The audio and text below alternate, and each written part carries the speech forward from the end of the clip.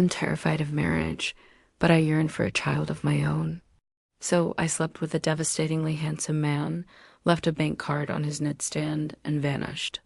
3 years later, I was traveling the world with my daughter.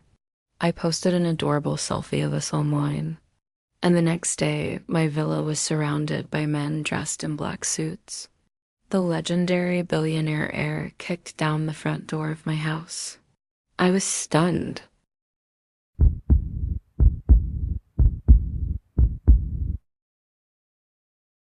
I just wanted a child, so I chose William Thorne in Hawaii. I had a whirlwind romance with him for 7 days. At the end of that week, I left a bank card on his nightstand and flew back home, quite pleased with myself. 3 years later, after working behind the scenes for most of my career, I made a bold change, reinventing myself as a modern, attractive influencer and mother to an adorable little girl. The day my follower count hit 10 million, a group of men dressed in black surrounded my house. Then he appeared, the mysterious heir to the Thorne family empire. He kicked my door in. "What a move," he spat, his voice dripping with contempt. "Take the child and abandon the father." I was too stunned to speak. My mind raced back to Hawaii. I'd chosen him for his looks, his obvious intelligence, the way he carried himself. He had been staying in five-star hotels, taking sharp business calls. I'd spent 2 weeks carefully orchestrating casual encounters before finally getting into his room, and he'd been spectacular. His skills matched his God-sculpted appearance. On that last night, he'd brought wine. He'd kissed me, pouring the sweet liquid into my mouth before spilling the rest down my chest in a decadent final goodbye. I'd been the one to kiss him last, and then I'd left. Now he was here, and he wasn't the indulgent lover from memory. He was the legendary billionaire heir to the Thorne empire, and he was livid. "I just wanted a child," I finally whispered, my voice trembling. "I chose you. I'm sorry." "Sorry." He let out a cold, hollow laugh. He stepped closer, his boots crunching on the debris of my shattered front gate.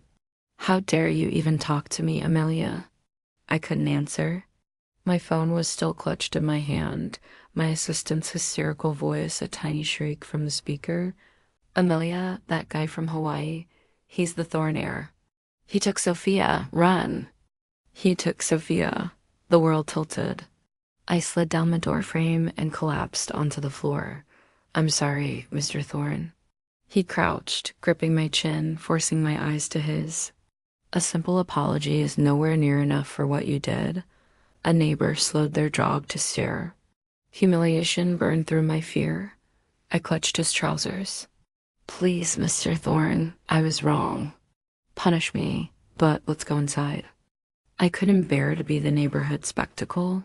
He followed my gaze to the gawkers and smirked, afraid of humiliation now. But he pulled me up and led me to his waiting car. He didn't take me to my house. He took me to his penthouse, a minimalist duplex that screamed of quiet, impossible wealth. He sat on a sleek black sofa, watching me with icy detachment. I fell into the role I thought he wanted, penitent and pleading. "President Thorne, if I'd known who you were, I wouldn't have dared. I never meant for Sophia to be a tool. I'll take her and disappear. I'll keep your secret. If you find someone you truly love, I'll tell everyone you remained pure for her." The more I groveled, the darker his expression became.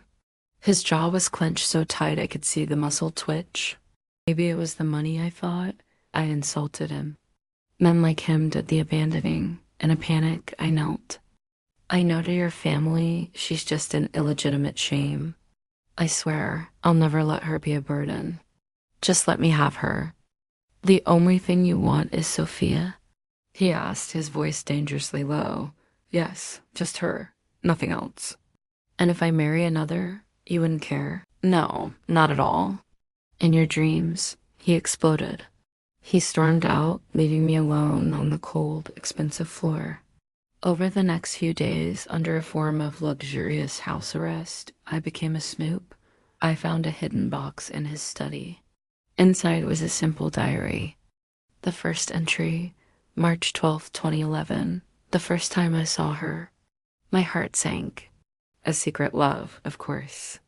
I read on, learning about a bullied, overweight teenage William who was saved from thugs in an alley by a fearless girl.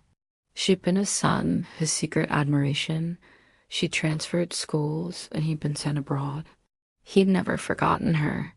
The last entry was a single, devastating line. I can't believe it. I found her again. He found her. And I was just the shameless stand-in who'd stolen his child. The discovery coincided with him throwing me out. "From today you're free," he'd said coldly after catching me with the diary. I saw my favorite dessert on the table.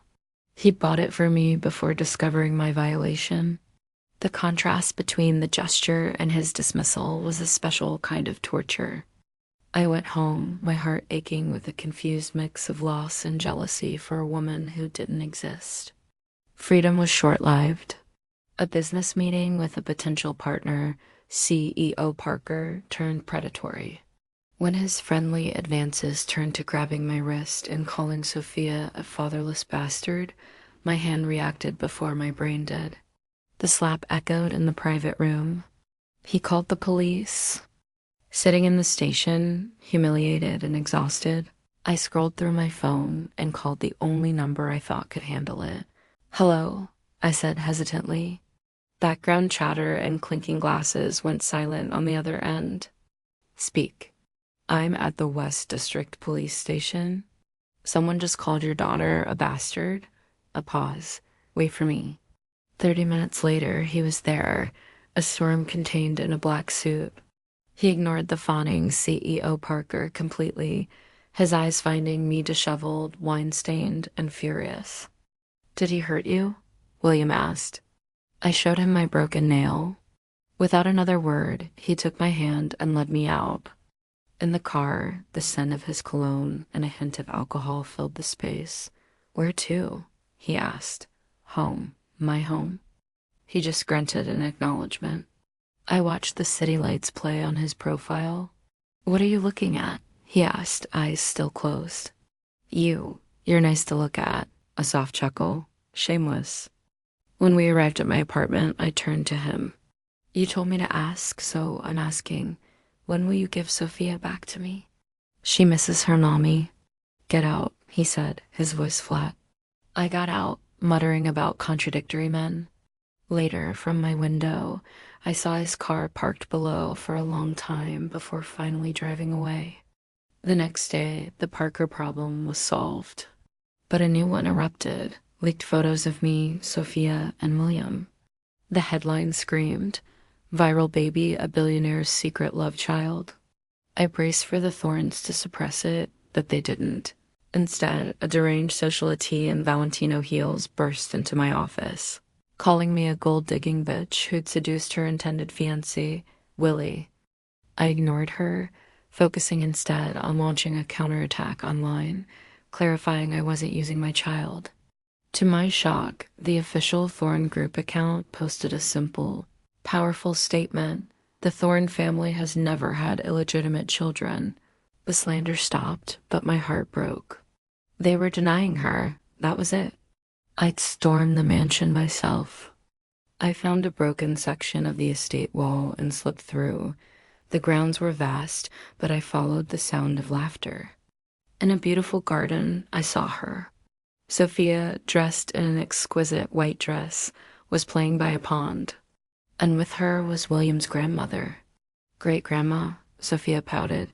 "How much longer until I see Mommy?" "I want to see your mommy too, darling," the elderly woman sighed. "But your father is useless. He still hasn't managed to get her back." I stepped out of the shadows. "Grandma Thorne," I said, bowing my head. "Please excuse my intrusion. I miss my daughter." She wasn't angry. She was warm. "He didn't bring you, that useless boy." She clarified she meant William, not me. "Aren't you worried?" I asked, bewildered. "That I'm just using Sophia to get into your family?" "With other women, perhaps," she said kindly. "But with you, I trust you." She then told me a story. of a sick, bullied boy who'd been saved by a brave girl. How he'd never forgotten her. How he'd called her from Hawaii 3 years ago saying, "I found her again," but had returned heartbroken because the girl didn't remember him. The pieces crashed together. The diary, the date, my own past. I'd broken my leg helping someone in a school fight and taken a leave of absence. I was that girl. All this time, his first love and the shameless woman he despised were the same person. That night at dinner, William arrived. He saw me and stiffened. "What are you doing here?" "Grandma and Sophia invited me," I said. After a tense meal, we walked in the garden. "Grandma told you everything," he stated. "Why didn't you tell me?" I asked. "I was angry," he said, his voice low.